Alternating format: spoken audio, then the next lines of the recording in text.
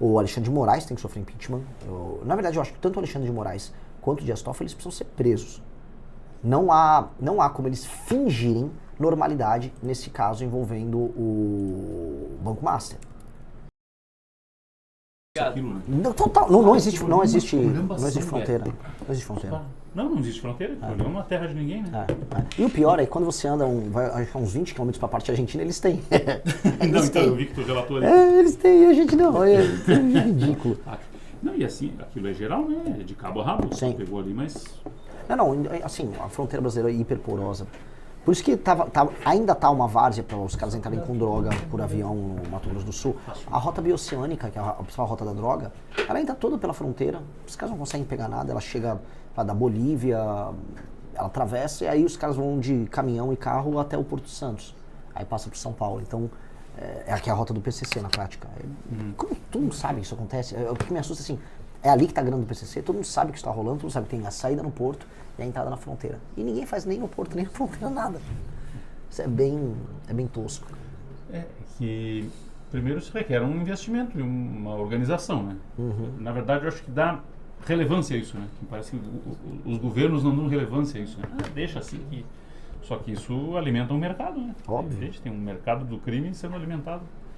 E aquilo que tu contou do Bolsa Família, então eu fiquei horrorizado, os caras vindo de lá. Sim. Vamos lá.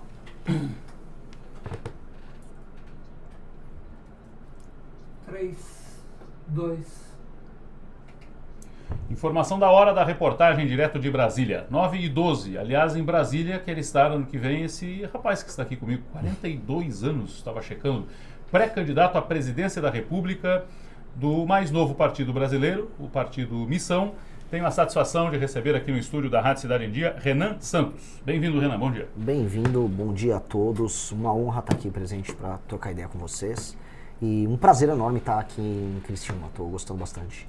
Tens girado o Brasil, né? Outro dia estavas no Maranhão, por exemplo. Sim, altas aventuras. 8 pneus furados. Quantos? 8. Bom, lá tu viu o Brasil como ele é, né, Renan? Olha, eu vi o pior lado do Brasil, posso falar com toda tranquilidade. No Maranhão. O modo de vida dos maranhenses ali, os maranhenses entendem, porque assim, eu estou altamente popular falando a verdade para os maranhenses.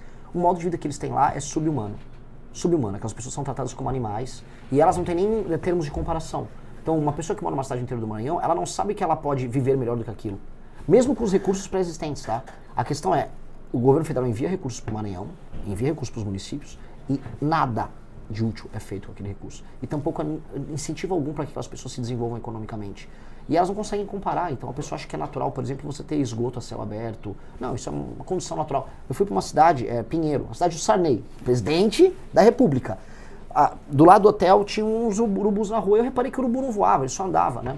Aí um cara da minha equipe foi lá e foi conversar com o pessoal, falou, não, aquilo lá é o Zé. É que Zé? Não, é o urubu tem nome. É porque as pessoas convivem com o urubu normalmente. E cara, isso é uma cidade que, né, é a cidade de origem de um presidente da República, que já teve inúmeros investimentos estatais, e a cidade fede a esgoto. Então, é triste, é deplorável. O pessoal de Santa Catarina tem que entender assim, o seu dinheiro está indo para o governo federal para sustentar algo que é insustentável e que não tem como ficar de pé. E nessas épocas se fala muito num tal pacto federativo, né, de rever, redistribuir recursos, e nunca nada acontece, né? Se fala nisso há 4 anos, mas a realidade não muda. E o Renan levantou há algum tempo uma discussão muito interessante a respeito da autonomia de estados e municípios, que conseguem ou não conseguem se manter. Qual é a sua linha de raciocínio nesse sentido? Quem pode e quem não pode se manter, e quem depende e quem não depende de repasse de Brasília para sobreviver? Olha só, eu vou dar um exemplo. Se você pertence a um município pequeno, mais autossustentável, você está pagando as contas e ainda mandando dinheiro para o governo federal. Você é um ente federativo autônomo, você existe por si só. É o caso, por exemplo, de praticamente todas as cidades no estado de São Paulo, estado de onde eu venho, boa parte. Só um município catarinense não se sustenta. Não se sustenta. É um caso dos municípios de Santa Catarina, Paraná também, em grande medida é assim. Agora, não é o caso em grande parte dos municípios no Brasil. E aí, se você, né, eu conheço um ditado lá do interior de São Paulo, quem paga a banda escolhe a música. Ou seja, se você está pagando, você escolhe como as coisas são feitas. Mas no Brasil é o contrário. Quem não paga a banda, ou melhor, os estados pouco produtivos do Brasil e os municípios pouco produtivos, eles determinam como é feita a política no Brasil. Então a gente é muito mais um Brasil estilo Maranhão do que estilo Santa Catarina. Mesmo Santa Catarina pagando a conta. Isso é injusto, isso é um sistema de exploração, porque o modelo político do Brasil, aí a gente vai desde grande parte do período colonial e da formação das oligarquias locais, ele é um modelo extrativista. É um modelo de tirar do Estado, tirar dos recursos naturais, tirar de tudo e jogar para uma elite vagabunda que não tem nenhum compromisso e validação junto à população. Então as pessoas, elas estão apenas na base da pirâmide sobrevivendo para essa elite, e essa elite ela vive como ela quer. Isso é insustentável, e esse é um modelo que tem que acabar. Então, os lugares que são insustentáveis, eles precisam ter indicadores de desempenho. E esse é o ponto que eu quero trazer como uma revolução administrativa no Brasil. Porque a política aprendeu que assim, você pode estar num município insustentável, pobre, com IDH baixíssimo, com pouca segurança e pouco trabalho.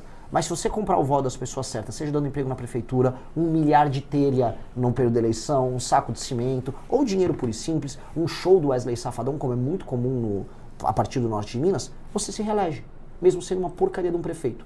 Então como é que a gente tem que avaliar o prefeito? Muito simples, tem que ter critérios objetivos que infelizmente não será a população avaliar. Então os critérios são metrificáveis: cobertura de esgoto, atividade econômica, que esse tem que ser o principal, aumento da atividade econômica, índices educacionais, índices de segurança, índices de saúde, por exemplo, os atendimentos na UBS. Foi bem, ganhou pontuação, o município inclusive se qualifica para receber mais emendas, para o cara fazer lição de casa. Foi mal, o prefeito fica inelegível, ele e o partido dele naquele município, por 8 anos. Aí a porca torce o rabo, porque aí esses prefeitos vagabundos do centrão espalhados por cidade que se comportam como parasita, eles vão ter que pular, eles vão ter que trabalhar muito para atender bem, não só as pessoas, mas respeitar o dinheiro que veio de outros lugares. E aí, aumentando a atividade econômica nesses municípios e estados, você precisa tirar menos o dinheiro de São Paulo, de Santa Catarina, do Paraná. Aí você equilibra a federação. Do jeito que está, a federação está muito desequilibrada. Não está valendo a pena para ninguém. Já fosse ao Acre, Renan? Ainda vou. Até julho eu vou pro Acre. Porque outro dia eu li algo a respeito nessa sua métrica de lugares que não se sustentam, e aí eu puxo o Acre como exemplo, e o Maranhão acho que você colocou bem, e tem N outros estados, né? Amapá, Piauí, Roraima, Rondônia, Alagoas, enfim, Alagoas, alguns estados nordestinos também. Do ponto de vista administrativo, municípios e estados que não se mantêm, eles têm que ter o seu status revisto também? Eu acho que sim. De autonomia? Eu acho que sim. Incorporar município? Eu acho. Não, incorporar município é uma das coisas que são necessárias ser feitas. Hoje são 5.571. É isso, tem que cair para no máximo 2.000 e poucos. Metade. Exato. Porque tem muito município pequeno completamente sustentável. E eles não têm nenhuma sustentabilidade econômica. Então por que você tem que ter? Por exemplo, se eu junto 5 municípios, eu poupei no mínimo 45 vereadores, eu poupei no mínimo 4 prefeitos. Aí teria um prefeito com 9 vereadores para pegar uma área que tinha 5 municípios. Você diminui máquina administrativa, você diminui brigas oligárquicas políticas, você facilita o trabalho, e aí entra o que eu acabei de falar, que era colocar os parâmetros administrativos. Certos municípios e estados, se eles não melhoram seus indicadores, mesmo o governo federal mandando dinheiro, aí entra um ponto. Aí você tem que colocar por pelo menos 4 anos um interventor que vai aplicar aquelas políticas. Em alguns lugares vai precisar. Em alguns lugares, pelo que eu vi rodando interiores do Brasil, você tem classes políticas que não têm nenhuma qualificação técnica, que não sabem nada sobre execução de políticas públicas, e a única coisa que eles sabem fazer é executar a emenda. O que é executar a emenda? É pegar um dinheiro que vem do governo federal via um deputado, faz esse dinheiro virar uma obra como empreiteira de um amigo, rouba um pedaço de dinheiro, entrega qualquer coisa, compra o voto da população e segue o jogo. É isso que é um prefeito em pelo menos 1.000 e tantas cidades ao redor do Brasil. Ele não administra a emenda dos outros, que é o que virou o trabalho de prefeitar. Então não dá, isso tem que ser alterado. Porque isso está quebrando, isso é um dos elementos que quebram o Brasil e que geram esse monte de deputado inútil do Centrão que fica em Brasília achacando qualquer presidente. A função do deputado não tem que ser achacar o presidente. Ele tem que ser votar de acordo com uma matéria. Só que hoje os deputados fazem isso porque está fácil. Porque basta pegar a emenda, executar, compra o voto da população, elege uns prefeitos inúteis que vivem executando esse dinheiro e, cara, o Brasil não aguenta. Isso precisa ser alterado.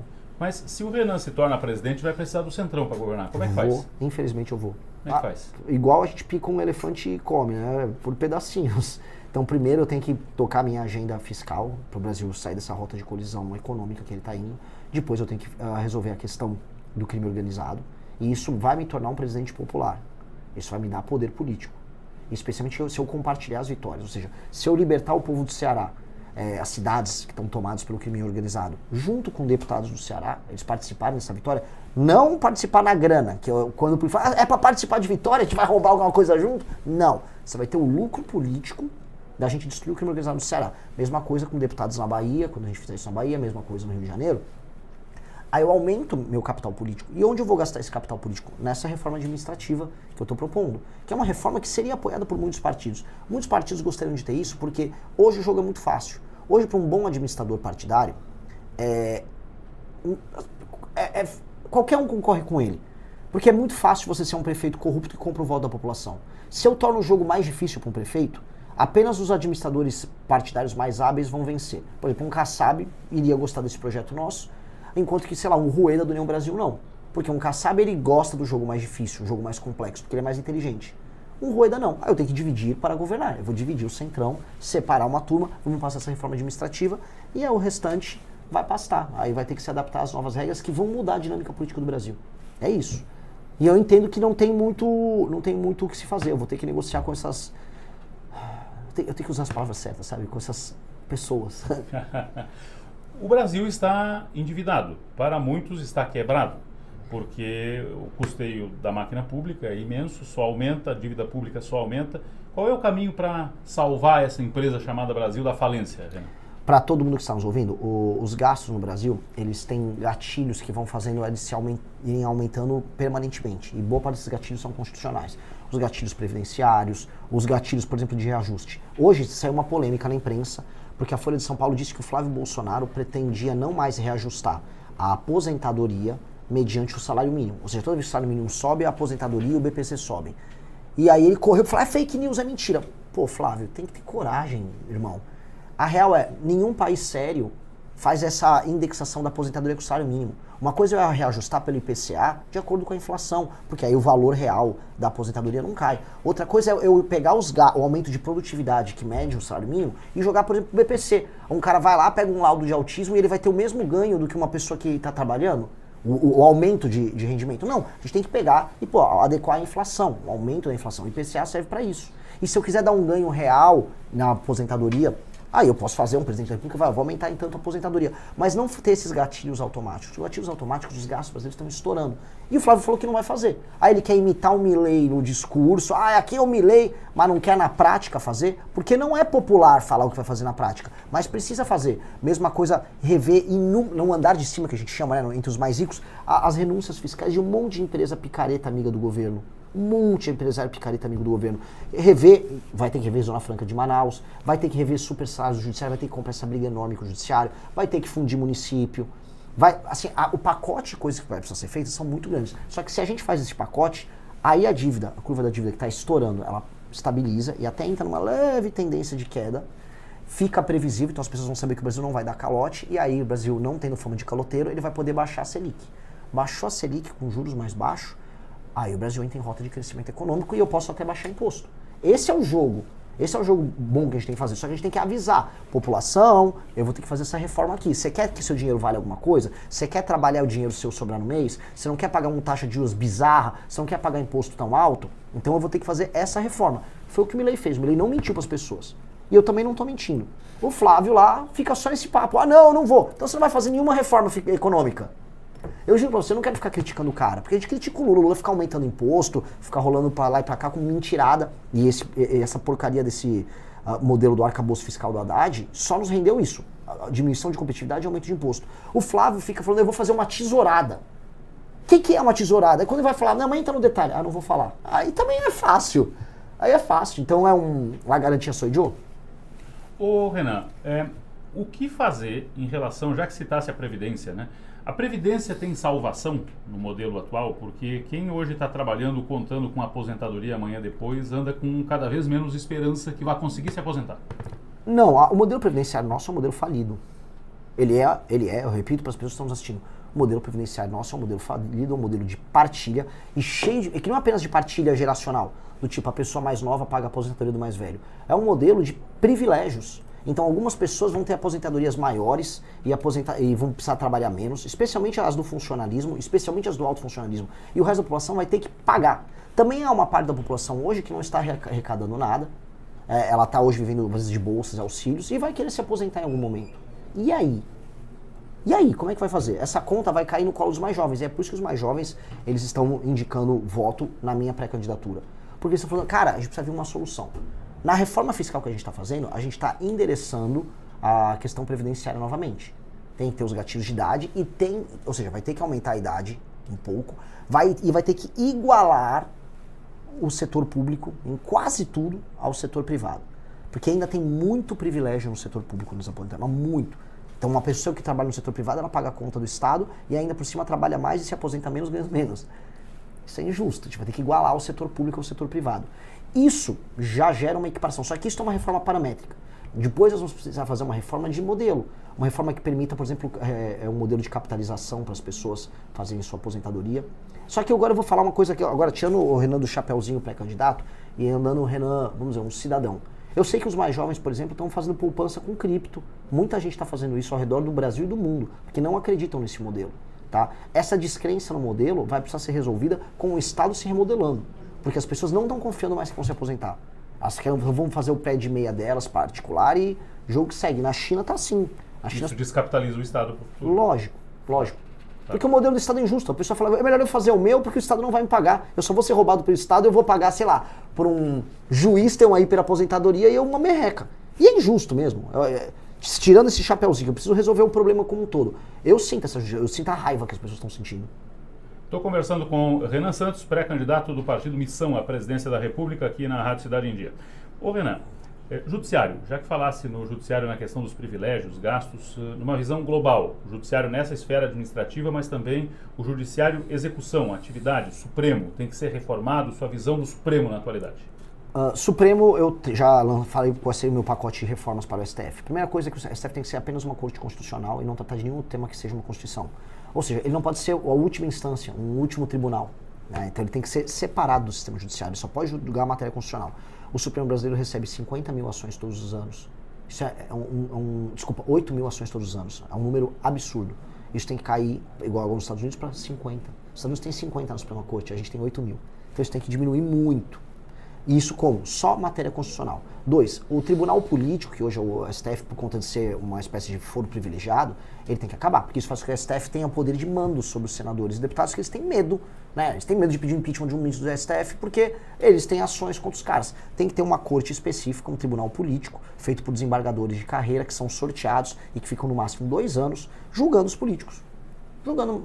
que não é, por exemplo, se você é um cara, vamos supor, daqui de Santa Catarina, e eventualmente tem medo de um julgamento político oriundo de um adversário, que é um juiz aqui, porque a ideia do foro privilegiado era essa. Tudo bem, você vai ser julgado por um juiz, um desembargador de Minas Gerais, que não tem nenhuma relação com isso, e que nesse tribunal político vai julgar os políticos ali, e ele fica só 2 anos. Ele está servindo o Brasil por 2 anos nesse tribunal político. Acabar com decisão monocrática, acabar com o prazo indeterminado que nós temos hoje para pedidos de vista, que nós temos no STF, ter esse filtro de entrada, como eu citei, proibição de escritórios de advocacia ligados a parentes de ministros. Com isso, o STF não apenas ele perde essa hiperforça que ele tem, ele fica desinteressante para malandro. O malandro não vai ter o que fazer no STF, não vai ter como fazer negócio, não vai ter como mandar em político. O que ele vai fazer? Vai ficar lá discutindo questúnculas constitucionais, que é o que qualquer STF faz. Que ninguém liga. Ninguém liga. Ah, tá, o STF está discutindo a constitucionalidade da questão do sexo dos anjos. Tá bom, vai lá, fica lá discutindo. Ninguém liga. Agora, eles definem tudo hoje no Brasil. Qualquer matéria, qualquer reforma que você passa vai terminar no STF. Já a gente vai ver, vão judicializar no STF todo o impacto positivo que a gente pode ter do licenciamento ambiental. Então, é um saco. Eles têm que perder todo esse poder. Porque com muito poder e muita capacidade de decisão, eles fazem tudo, inclusive negócios. Tem algum ministro na atualidade, na sua observação, passível de impeachment? O Alexandre de Moraes tem que sofrer impeachment. Na verdade, eu acho que tanto o Alexandre de Moraes quanto o Dias Toffoli eles precisam ser presos. Não há como eles fingirem normalidade nesse caso envolvendo o Banco Master. Não há. Assim, já foi pego. O Alexandre de Moraes, só para falar aquele contrato que a mulher dele tinha junto com a turma do Master. Primeiro ele negou. Depois, quando o contrato foi pego, mas não estava assinado, tá? Aí depois ele reconheceu, porque viu que não dava para sustentar a mentira. Não, realmente tem um contrato, tal, mas ela entregou os serviços. Ela tentou fazer um laudo para demonstrar que entregou os serviços para um contrato de 130 milhões. Não, mas não recebeu, ninguém provou que recebeu. Aí saíram os dados financeiros, já 80 milhões foram recebidos. Ah, não, mas o Alexandre não tinha nada a ver com isso. Aí o Alexandre viajou para a casa dele na praia em Trancoso. Aí depois pegaram uma suposta, tem que ser cuidadoso, uma suposta reunião do Alexandre de Moraes com o presidente do BRB e a turma do Vorcar. Ou seja, tudo que ele fala é mentira. Tudo é provado, aconteceu. Ele se reuniu, ele esteve até na casa da praia do cara, a mulher recebeu o contrato e vai falar que ele não estava trabalhando a favor dos caras. Pelo amor de Deus, a gente não nasceu ontem. Né? E em condições normais de temperatura e pressão, ele tinha que pedir para sair. Mas ninguém pede para sair ali, muito pelo contrário, eles dobram a aposta. O Gilmar Mendes foi para cima do Alessandro Vieira. Ontem, ou anteontem, o Zema fez um vídeo lá, um vídeo bobinho, tinha nada de mais vídeo. Não, vai colocar no inquérito da fake news. Eles estão malucos. É um negócio doentio, esses caras estão doentes. E a sociedade precisa reagir. O problema é que a sociedade não quer reagir. Os brasileiros estão com um torpor tão grande, estão com um cansaço tão grande, que você convoca manifestação, as pessoas não querem, as pessoas não estão acreditando em mais nada. As pessoas, elas não estão nem ligando. Isso é preocupante. E sobre, ainda olhando a ótica do judiciário na atualidade e ações recentes polêmicas, a prisão do Jair Bolsonaro, na sua opinião? O Jair Bolsonaro, ele, a meu ver, não só a meu ver, as provas nos levam a isso. Ele tentou, de fato, uma desconstituição da ordem. Ele convocou os ministros, os generais, os chefes das Forças Armadas para uma tentativa de ruptura, que foi elevar a minuta do golpe, foram as reuniões que ele fez com o Frederico Gomes. Só que o processo contra ele, e esse é o problema de tudo, ele é eivado de nulidades. Como o processo com aquelas pessoas que foram presas no dia 8 é eivado de nulidades. E quando eu falo disso, eu não estou falando do dia 8. O Bolsonaro tentou fazer o dia 8. Eu acho que não tem relação do Bolsonaro com o dia 8. O que teve são as coisas que aconteceram antes do dia 8. E o Bolsonaro vai ter... Até agora ele não deu uma explicação. Por que a equipe dele, o Mauro Cid, ficou mandando aquelas informações falsas para influenciador divulgar, dizendo que a urna foi fraudada, o que fez um monte de gente ir para frente de quartel pedir intervenção militar, um monte de gente aqui em Santa Catarina. Ele nunca explicou por que o Mauro Cid estava mentindo e mandou as pessoas seguirem um laudo falso vindo de um argentino picareta. Por que fizeram isso? Por que foi conversar com os chefes das Forças Armadas? Qual é o intuito dele com isso? E isso até agora eles não explicaram. Então, no mérito, o Bolsonaro tem muita coisa a responder. E no mérito, eu acho que a equipe central dele tentou e trabalhou para uma tentativa de golpe de Estado. Isso não tem nada a ver com o dia 8. Agora, na forma, é eivado de nulidade. Então, eu defendo, como a gente defendeu no Congresso com o Kim Kataguiri, a dosimetria. E ainda tem um outro elemento. O Bolsonaro está muito doente. Quem conhece um pouco em torno dele sabe que ele está mal. Pô, no mínimo, dar a prisão domiciliar diminui a pena do cara. O cara está muito doente. Eu falo isso aqui que eu sei que eu perco o voto falando isso. Porque as pessoas querem assim, não, ele é um herói nacional, solta ele. Especialmente em Santa Catarina. Eu não acho que ele é herói nacional nenhum. E eu acho que as pessoas têm que ser responsabilizadas por seus atos. Inclusive, a característica distintiva do povo daqui e de uma pessoa conservadora é achar que as pessoas têm que ser responsáveis pelos seus atos. Quem, por exemplo, no dia 8, por mais que eu não ache que... Parece que eu acho que aquelas pessoas caíram numa armadilha. Aquelas pessoas invadiram, de fato, o Congresso, invadiram, de fato, o STF, invadiram os prédios nacionais, o Palácio do Planalto, e quebraram tudo. E não é invadir um prédio de um governo federal em qualquer nação do mundo da cadeia. E aí elas vão ter que ter uma punição. Agora, com um processo justo, com direito de defesa. Você teve julgamentos quase coletivos ali, você teve audiência coletiva, o que é uma coisa que você faz em período de guerra. Então, tem que ter uma dosimetria, as penas têm que ser menores, e isso vai ter que vir do Congresso, porque isso está tudo tão errado, o processo como um todo, que apenas, vamos dizer, um ajuste, um freio de arrumação, resolve esse assunto. Renan, você fez parte daquele Brasil que apostou no Bolsonaro? Você votou no Bolsonaro na outra? Não? Eu votei no Bolsonaro em 18. Mas eu nunca tive otimismo com relação ao Bolsonaro. Não? Eu conheci o Bolsonaro antes. Eu sabia que ele era um cara problemático, eu sabia que ele era um deputado preguiçoso. Aquele papo, não, ele era isolado. Cara, o deputado Kim Kataguiri do nosso partido também é isolado e ele passou um monte de projeto. Eu percebia que havia algo de muito estranho na forma como ele conduzia o grupo político dele. Sempre foi um cara difícil de lidar. E sempre foi um cara do centrão. As votações dele dão conta disso. Mas tudo bem, era um processo que estava rodando. O Paulo Guedes tinha aparecido. Poxa, depois veio o Moro quando ele entrou. Havia um otimismo no ar e a gente queria apoiar esse otimismo. Só que aí aparece o escândalo da rachadinha, aparece as traições recorrentes que ele fez, as nomeações dele ao STF, a destruição da Operação Lava Jato, a não defesa da prisão em segunda instância, a não defesa do pacote anticrime do Sérgio Moro. Isso eu tô falando em 2019, tá? Eu nem falando em 2020, eu não vou entrar em todas as discussões malucas que a gente teve no período da pandemia. Malucas, discussões sem nenhum sentido. Tô falando só 2019. E aí nós fizemos oposição aos erros que ele cometeu, erros de intenção. E aí nós fomos cancelados. Vocês são cansados porque você tem que apoiar o Bolsonaro mesmo quando ele erra. Entendi, eu não tô aqui pra isso. Se o Bolsonaro errou, eu vou falar que ele errou. Mas não, as pessoas querem que você seja igual a um petista. Você tem que puxar o saco e calar a boca. Eu não tô aqui pra calar a boca. Eu não nasci pra isso. E eu acho que os brasileiros não nasceram pra isso. Isso é mentalidade de escravo.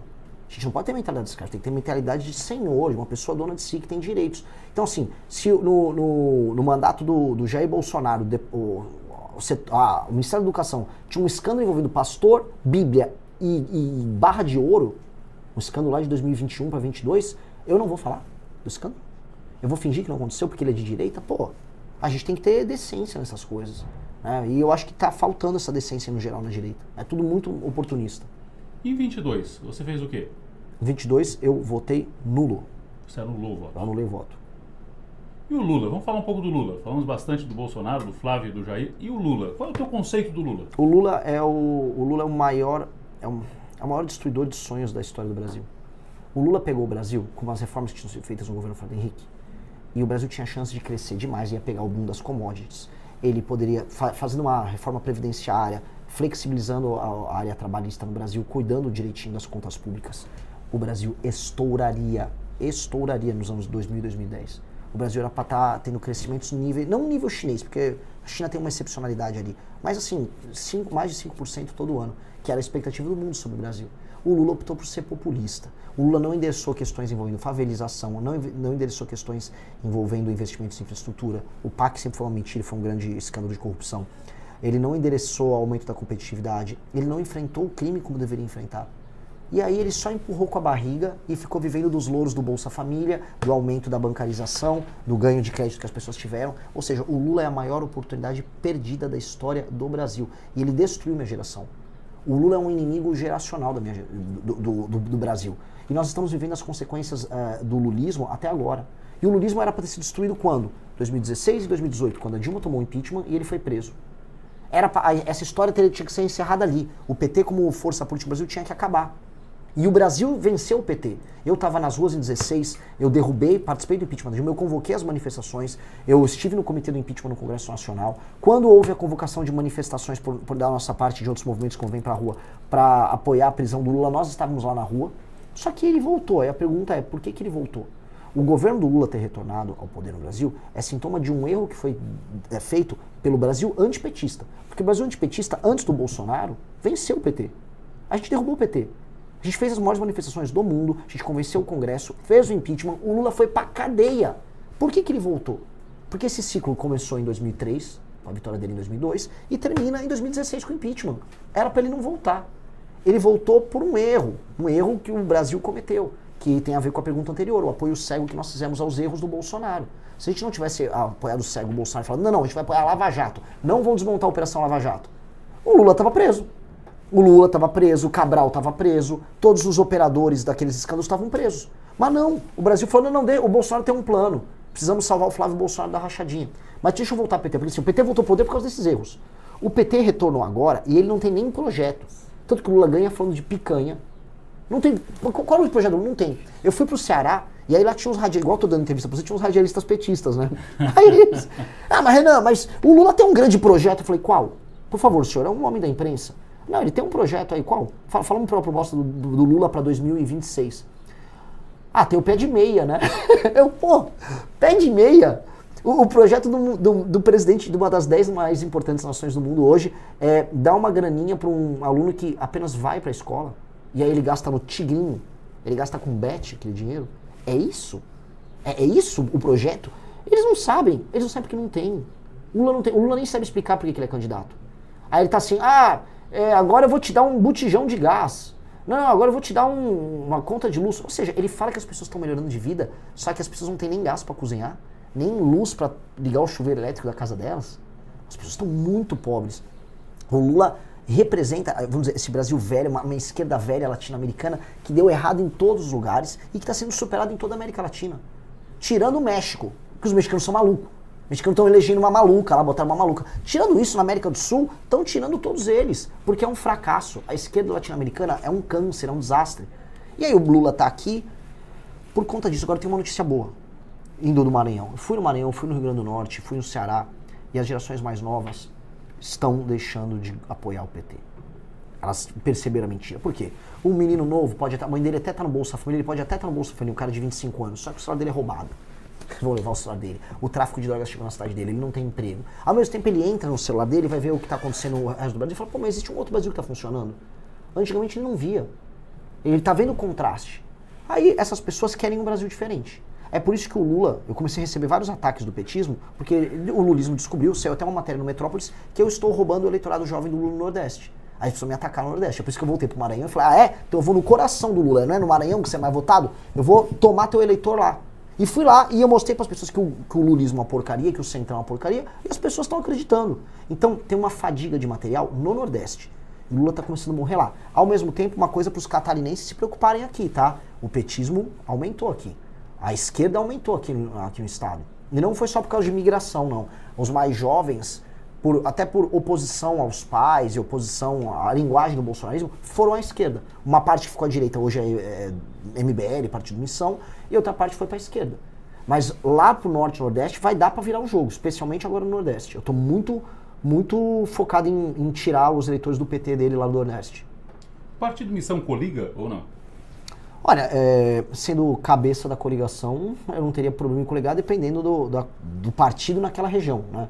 Se pedir para eu coligar, por exemplo, com os partidos do Centrão interior do Maranhão, você tem que levar preso daqui, né? Não existe uma coligação que funcione com esses caras lá. Agora, em outros contextos, pode ser.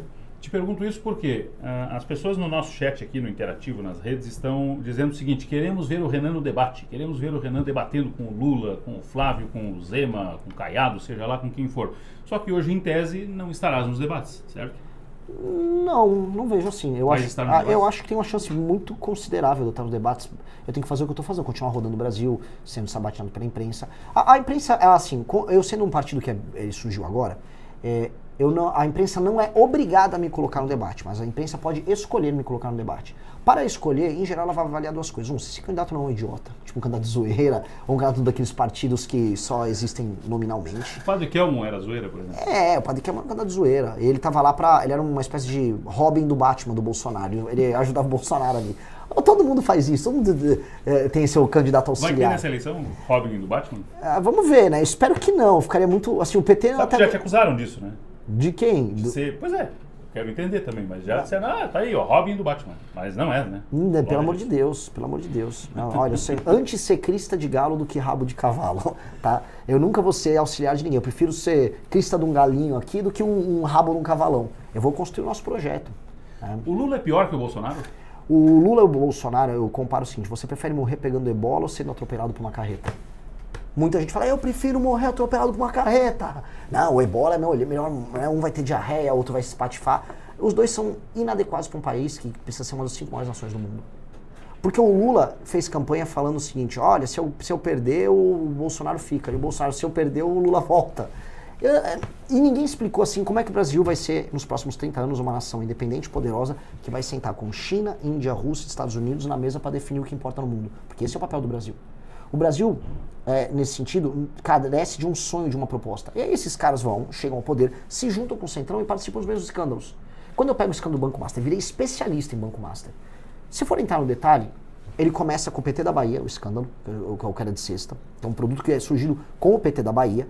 E aí ele cresce nacionalmente dentro do governo Bolsonaro, através do lobby feito com Ciro Nogueiras e gente daquele governo. Houve um decreto de 2022 do João Roma, que estava no governo Bolsonaro, uma MP, que aumenta a possibilidade de descontos em crédito consignado, que aumenta o crédito sexta. Inclusive a CPI do INSS checou isso.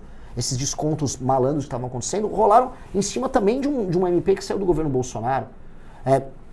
No governo do Tarcísio e no governo do Ratinho, estou falando agora de direita, né? O Tarcísio como consequência do Bolsonaro, rolou ali uma privatização de EMAI envolvendo Nelson Tanuri e a turma do Banco Master, que até agora não dá para explicar. Tá? Assim, aquilo é bem criminoso. Aquilo é parte integrante do escândalo do Banco Master. Isso é a parte que concerne o bolsonarismo. Aí, agora a gente vê lobby dentro do governo Lula, da parte do Banco Master, ministros do governo Lula, que foram ministros do STF, como o Lewandowski, recebendo dinheiro do Banco Master. O Guido Mantega claramente recebia um contrato de consultoria para, vamos ser sinceros, vou tomar processo, mas para supostamente abrir acesso ao Vorcar ao Lula, né? Porque ele, inclusive, apresenta o Vorcar ao Lula. E então o que eu quero dizer? Os escândalos de corrupção aconteceram nos dois governos, os mesmos escândalos. Então eu vou ficar diferenciando? Não, o Brasil precisa de algo muito diferente. Muito diferente. O PT aparelhou o STF, o Bolsonaro queria usar as Forças Armadas a favor dele. É sempre a mesma coisa. Só muda o estilo, entendeu? Um aparelha via Forças Armadas, como foi o caso do Bolsonaro, quis usar a Polícia Federal para proteger ele, a turma dele, e perseguir inimigos. Eu fui perseguido pela BIM do Bolsonaro. O Kim Kataguiri, que é nosso deputado, foi de maneira ilegal monitorado pela BIM. Coisas de regime venezuelano, o Bolsonaro fazia. E o PT, mesma coisa. No impeachment da Dilma, a gente foi descobrir, a gente também foi monitorado pela Dilma. Então é assim, é só, um é verde e amarelo e outro é vermelho. Eu não quero escolher nenhum dos dois, porque acho que dá pra gente escolher coisas melhores. Dá pra gente destruir o crime organizado, coisa que nenhum dos dois fez. Dá pra gente fazer, finalmente, grandes reformas que melhoram a economia brasileira, como nenhum dos dois fez. Dá pra olhar assim, o Brasil vai precisar ter uma bomba atômica nos próximos 30 anos. És a favor? Total. Porque, olha só. Por quê? De maneira clara. Pense a seguinte coisa. Pegue as nações com os maiores territórios do mundo, tá? Vou pegar Rússia, Índia, Estados Unidos, Austrália, China, vamos botar a União Europeia e Brasil. Desses todos, apenas Brasil e Austrália não tem bomba atômica. Aí população. Aí você vai ter Brasil, você vai ter Rússia, você vai ter China, com populações de mais de 150 milhões de habitantes. No fundo, tirando um ou outro país, tipo Indonésia ou países lá da África, tipo a Nigéria, que está crescendo a população, você vai ter a Rússia, a China, o Brasil, os Estados Unidos, a União Europeia e a Índia, tá? Isso também contando que tem o território. E aí quando for país, território e PIB, no fundo, as únicas nações que têm PIB alto, população grande e território grande são Rússia, a União Europeia, China, Índia, Estados Unidos e Brasil. Qual desses únicos 6 que não tem bomba atômica? É o Brasil. Qual um dos únicos 6 aqui que não é levado a sério na política externa internacional? Política externa internacional, eu fui redundante, política externa, o Brasil.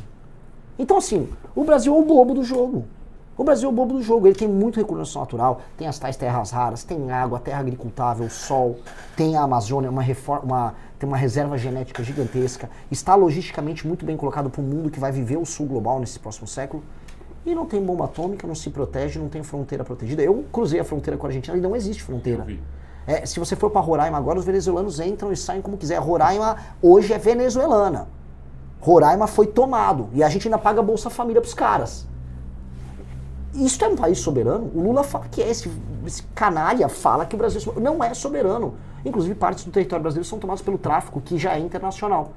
Se os Estados Unidos quiser depor um presidente da República Brasileira, ele faz isso em uma noite. Igual fizeram na Venezuela. Em uma noite? Uma noite. Uma noite. As forças especiais americanas derrubam o Brasil uma noite. E quem tá, assim, eu queria até perguntar se os demais candidatos a presidente da República, pré-candidatos, conhecem a Palantir, conhecem os novos sistemas de defesa e tecnologia de guerra americanos. Os caras agora estão dando um salto e a gente tá aqui perdidinho. Se a gente não se adaptar a esse novo mundo que tá vindo aí, eu vou falar, o Brasil acaba. O que vai acontecer? Num conflito cada vez mais quente entre Estados Unidos e China, o Brasil pode ser alvo de uma partilha. Igual já aconteceu na história da humanidade muitas vezes. Isso aqui fica zona de influência chinesa, isso aqui fica zona de influência americana. A gente pode ver esse tipo de coisa acontecer. A Venezuela foi isso, estava como zona de influência chinesa até ontem, agora os Estados Unidos invadiram lá. Os Estados Unidos querem que a Groenlândia seja deles. Os Estados Unidos estão olhando para a América Latina agora como uma reserva estratégica. Qual é o nosso papel nisso? Ser vassalo? A gente vai precisar se armar. Eu estou avisando isso e assim... Estou avisando igual o Churchill avisava para os ingleses na véspera da Segunda Guerra Mundial. Vamos precisar se armar, esse Hitler que está aí vai dar problema. Eu estou avisando. Tinha razão? Sobre bomba atômica, sim. O Enéas era um soberanista. Eu posso discordar pontualmente em alguns elementos de política econômica, tal dele. Dito isso, tem uma questão que nos une. O Enéas era um soberanista, ele acreditava num papel... Te inspira nele, Renan? Nesse ponto, com certeza. Porque tu fala rápido, só não fala alto que nem ele, mas tu fala Poderia rápido. falar mais alto, Isso, né? Isso. Não precisa, tá bom assim. Mas eu digo que pela exposição do conteúdo vista aqui, a forma como você expõe, me parece que tu tens uma certa inspiração no legado dele, ou não? Olha, eu fiz meu pai votar no Enéas em 94, né? Eu enchi o saco do meu pai. Ainda, né? Não votava, eu tinha 10 anos, mas eu enchi o saco do meu pai e da minha mãe para votarem nele. Meu primeiro voto para deputado federal em 2002 foi no Enéas. Não acho que ele foi um parlamentar bom, tá?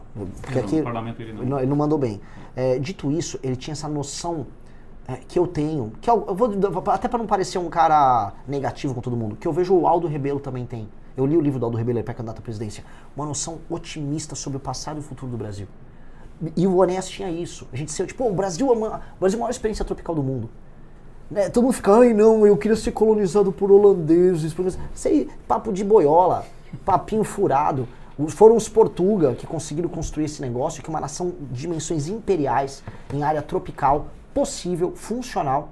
E é a maior experiência tropical do mundo, que tem que ser a maior nação tropical do mundo. A única nação do tal do sul global a criar uma cultura própria, com fusão de matrizes europeias, africanas, com os povos nativos. Pô, a gente tem que ser muito otimista sobre isso. Se a gente resolve nossos problemas econômicos, administrativos e se arma e se protege, o Brasil será uma das 5 maiores nações do mundo. E aí eu jogo esse desafio para todo mundo que fala que o Brasil não é de nada. Veja, estamos no ápice da civilização humana, no ápice do gênio humano. Mundo indo para Marte, indo para a Lua. Imagine um cenário em que nos próximos 30 anos, no ápice da história humana, um povo nosso que a gente vive se zoando, nós somos uma porcaria, ser uma das 5 maiores nações do mundo. Nós temos tudo para ser. No ápice da humanidade, nós, os brasileiros, podemos ser uma das 5 grandes nações. Eu quero entregar isso. E nós podemos. É o nosso destino. E ainda jogo um desafio. Se não nos tornarmos isso, nós vamos nos dividir, vamos ser uma porcaria. Vamos ser mais uma republiqueta. Santa Catarina vai dividir aqui com o Sul, vira zona de influência de alguém, São Paulo vai acabar saindo, o Nordeste vira outra coisa. E por que eu digo isso? Porque, na prática, a federação como está hoje não vale a pena. Não vale a pena nem para o maranhense, nem para o catarinense. Renan, pena de morte e prisão perpétua. O que pensas a respeito? Eu sou, em termos valorativos, favorável. Eu acho que aos dois. Eu acho que certas pessoas não têm recuperação. Certos crimes não têm recuperação. Renan, mas você é cristão. Eu falo assim, aí, cara, eu vou ter meu julgamento final. Aí, se eu tiver errado, aí eu que vou pagar. Agora, aqui, nesse mundo terreno, tem pessoas que merecem uma punição capital. Aquele homem que estuprou... Posso falar essas palavras aqui? Que violentou, né, uma freira de 82 anos. Horrível. O que levou aquele homem a fazer isso? Foi apenas desejo sexual? Não foi. Existe recuperação para um ser humano desse? Óbvio que não. Ele torturou aquela mulher. Ele matou ela com pauladas, com um caibro.